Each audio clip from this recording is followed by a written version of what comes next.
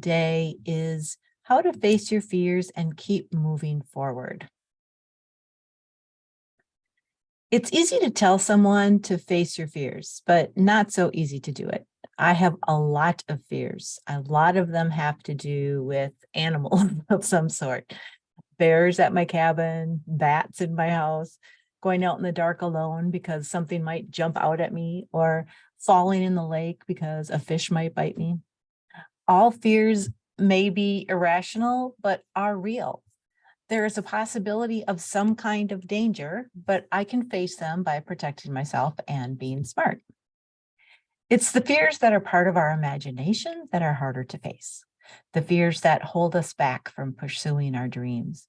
For me, the one that I have the hardest time with is the fear of judgment. I do not fear judgment about my body or looks anymore. I have learned to face that and not worry about what I look like. However, now my goal is to face my fear of what other might think or say about me. I do not like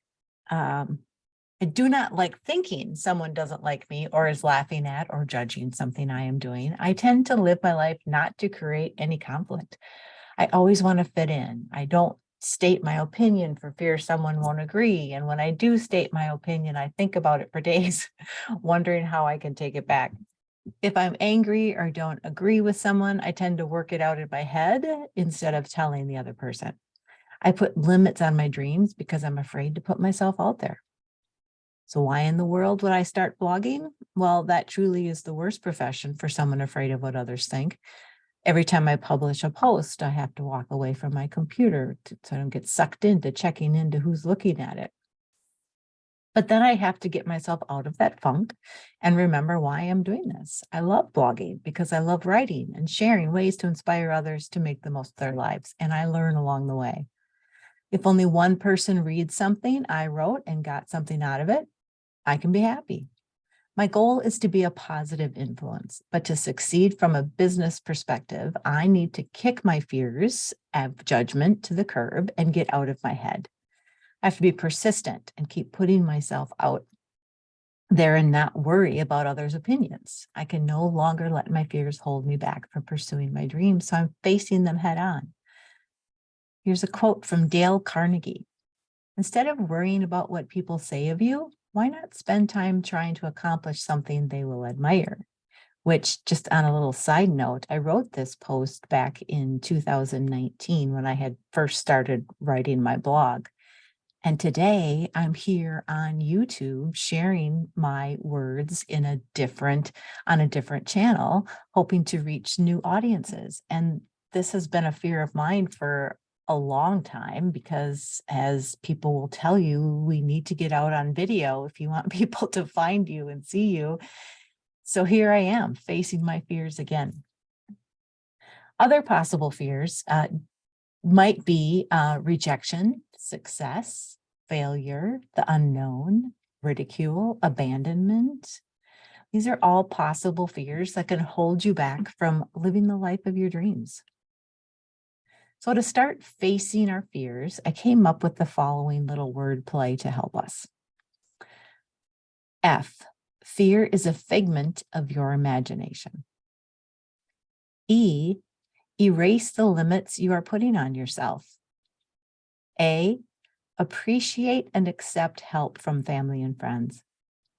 And R, write them down and turn them around.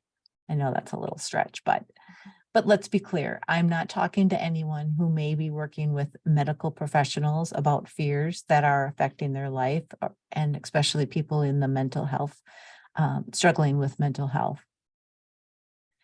So F, fear is a figment of your imagination. If you think about it, most of our fears are projections of what might happen in the future or what we perceive as happening. It's another form of worrying, something we should let go of for sure. We can only control what is happening in our lives at this moment and what we know to be true. Do not let your thoughts of what other people are thinking hold you back, because you're probably wrong. E, erase the limits you are putting on yourself.